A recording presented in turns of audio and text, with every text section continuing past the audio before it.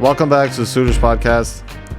In the last episode, we heard how Guru Gobind Singh was essentially preparing for war.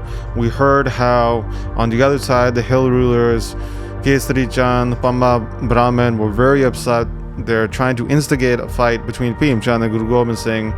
We heard how some of the ministers convinced Bhim Chand to kind of leave it for now, prepare for the wedding, and then figure it out afterwards. Chapter 42 begins now describing how the young, beautiful Guru Gobind Singh was radiant within his court in Anandapur. When Kesari Chand and Pamma were kicked and beaten out of the court, at that point, they began readying their supplies for war. They prepped all the fine weapons and horses. The warriors were overjoyed, and they received their arms from the armory. A volley fire sounded off greatly from all their guns. They were awaiting the arrival of the enemies like they were awaiting relatives. They were preparing all the supplies they would be serving to their relatives when they would arrive. The swords were like rakebis, the bullets were like shakarpare, ready to give out to the guests. The ladles were like guns, which they were grasping quickly, ready to serve. The warriors were excellent and wise chefs, quickly moving forward.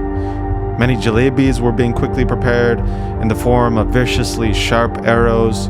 With great enthusiasm, they wanted to satisfy their enemies in every single way. And after 5 days of this preparation passed without any enemies arriving, at that point the true Guru mounted up for a hunt along with his warriors. When they left Anandapur, they sounded off the Ranjita Nagara. The sound resonated, echoed off the mountains and through the valleys. Where the battalions were traveling past on the path, the dust arose from that path and traveled into the sky. Heavy cracks from the guns could be heard, as if there was vicious battle taking place. Amongst the group there were cheetahs, hunting dogs, hawks, and other small birds of prey with the hunting party. The divine Prabhu Guru Gobind Singh was roaming through the forest, killing many deer, and the warriors were mounted up on horses, some on elephants, looking around during the hunt, delighting themselves in the forest. They saw no enemies nearby. In striking the battle drums, they moved forward, and then back to Anandapur. When arriving there in Anandapur, there were many people standing there with offerings in their hands for the Guru. Nothing bad happened to any of those who came in front of the Guru, regardless of them being from the hill regions, but those who would not arrive in the sanctuary of the Guru, who had opposition within their heart for the Guru. Those people would have their crops and other property ruined. When the Guru saw that it was evening time, he dismounted and went back to his residence. The warriors were happy to be in their divisions and remained within them. When the elite Masands, they saw the delightful play of the Guru, their hearts burned with anxiety. They couldn't bear any large distress on the community, and they would say, "We used to live in such peace here." No one knew that the Guru would cause such a great conflict. The overconfidence, the enthusiasm of young age. At times, when they were near Mata Gujari, they would explain to her. They would say, "Oh mother, why are you not thinking about this? That conflict is only escalating here. The prince, the Sahibzada Guru Gobind Singh, is only of young age. He doesn't talk about anything else besides warfare. We don't understand them at all. There's such great pain and problems in warfare which he has not seen with his eyes. When it's around his throat, then there will be no solutions for it. And Bhim Chand, he's a grand ruler of these hills. His men arrived here and they disrespected them greatly, beating and kicking them out of the city. If all the hill rulers got together and mount up against us, there will be a great battle. And who could face off against them? They who have such a vast army." But the Guru and his forces daily perform their Madhapakara, their battle cries and taunts, saying they will loot Delhi, they will make Lahore their city, they will ground down Multan, running to Peshawar, causing chaos, capturing all of Punjab, destroying the hill rulers and countless Turks. They will suppress many regions. The whole world will become their enemies hearing these cries. When it does become difficult to remain here, then where shall we set up residence? Where then will we be able to build a house? Mata Gujari would then respond saying, "I've tried many times and I have given up. He will not forsake his strength in keeping the powerful army. I am afraid in my heart that in his anger, he won't say something else. that this is true, that whatever they say from their mouth comes true. Mata Gujari would hear this from the Masans and then would sometimes go to her son, speaking sweetly, trying to explain to him. She would say, "Oh son, listen, your grandfather engaged in many grand battles, destroying hundreds of thousands of Toruks in the battlefield, sending them to the abode of death. And his actions are not hidden in this world, everybody knows about them. But even then, understand, he only had one big enemy who he went to war with, Shah Jahan, and he kept good relations with everybody else. They were all in line with the Guru, and he could roam around wherever he wanted with these people on his side. But now, in your time, there is a massive enemy, Aurangzeb. Shah Jahan, even hearing his praise, has stopped. But this wrathful Aurangzeb did not stop. He even took the head of his own father, and he is against all the Gurus, all the Pirs. He has hatred with all of them. For one, there is that massive enemy, Aurangzeb, that sinner who has now gone to the south. And with this enemy of the saints is the entire regions. They all support him. Your house, Anandpur, is in such a beautiful location. And on one side, there is a beautiful Naina Devi mountain. And on the other is the stunning Satluj River. Many hill rulers reside here. There is so much wilderness here for you to hunt in, to enjoy it every day. And now there is conflict between you and Bhim Chand, who has the support of all the other hill rulers.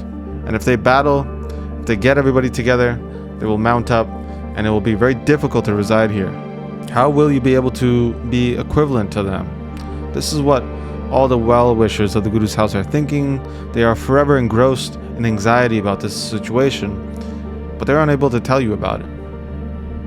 The plume-wearing Guru, hearing his mother's words, would then say, "Why are you worried about this? Having this fear in your heart? The one support in our heart is Kartikeya, the divine, whose insignia, whose banner is the sword. We have great faith in our divine, the sword. What are these little men in comparison? We will uproot the mature roots of the Mughal emperor. The Sikhs of the Guru will take control of the land. The might of their armies will be formidable. You've recognized Bhim Chand as grand, who's always showing off his strength. He wanted to deceive me, to take away the elephant. He tried to frighten us as well. We will battle against them. We'll see if he runs away. Or otherwise, if they stay in the battlefield, we'll send them off to the abode of death. We are warriors, Chhatris, who do not fear those who display their arrogance. We'll face them with our mettle, so they'll never be able to show their face again like that to us. The little and the many are both from the one Akal Purkh, and in the command I have taken birth. I will punish the vile enemies who walk on the wrong path. I will make my Sikhs into kings. They will take great regions of the world." So this is how many other conversations would take place between Mata Gujari and the Guru. The coward Masans wanted to stop the conflict, afraid in their heart. But the warriors wanted conflict. They would say that they will destroy the hill rulers. The idiot Masans could not comprehend the great glory of the Guru. From many regions, men and women would arrive there in Anandpur. And out of those congregations, the elite warriors who knew the ways of warfare would be kept there with the true Guru. They wouldn't go back home. They would serve there. The Guru would say that the time for warfare has arrived, and we will destroy many enemies. This was the great enthusiasm of the Sikhs there who remained with the Guru. Nanchand and the minister would take care of all of the warriors and their supplies, sending food, etc. Meanwhile, on the other side of things, with the hill rulers, they were so afraid, and they were sending and calling for warriors to beef up their security.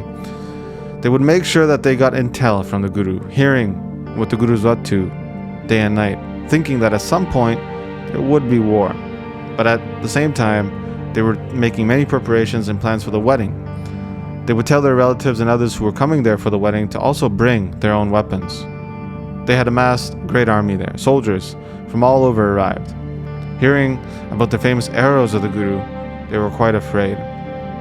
They had heard that the Guru would blast vicious arrows many miles, hitting the mark, going through the target and people at such quick speed. Sometimes Bhim Chand would get angry and would say that Guru Gobind Singh lives in our region. He didn't even give the items that we requested. Disrespecting my men, he kicked them out of the court. And on the other side, the plume-wearing Guru would say, "I want to see the color of conflict." The Guru would hype up Sango Shah and his brothers, the 5 warriors, along with other grand Sikhs. Hearing it, the other Sikhs were in such bliss, they would say, "Oh, great king, the false halo rulers are so deceptive and corrupt, walking on the wrong path, what are those poor souls able to do? Will they be able to kill us? We'll loot them in a second. And this way, both sides were busy in their ways. One side was trying to prevent the conflict because of the wedding, and on the other side, they remained in the preparations for warfare. The warriors, in great excitement, were holding their weapons. Many drums were being beat and played. And this is how chapter 42 concludes. The next chapter, we're going to hear how in Anandapur, a messenger arrives and how that might change the plan of the Guru going forward. So that's where we'll pick up next time. But as always, I'd like to thank those who have been supporting the podcast through the Mangalacharan Patreon page. Guru Gobind Singh ne dharm nagara, मारा नरंगा तुर्क राजन खिंचा हंकारा, धरती पे गया हर्चला कर छोड़े कर बारा, ऐसे धुंध कलेस में खपे हो सब संसारा, राजे शाह वजीरे सब उसी सारा, सच्चे सरगुर बाज नहीं कोई पैक कटने आ रहा, मीणिये मसंदिये नरी कुड़ी को मार के, तुर्कां नूं उहदे हथ तक भाजड़ा पाए के आउणगे गुरां दे प्यारे, जिकाउणगे जिकारे गज के जगाया जावे नाल हो जावे।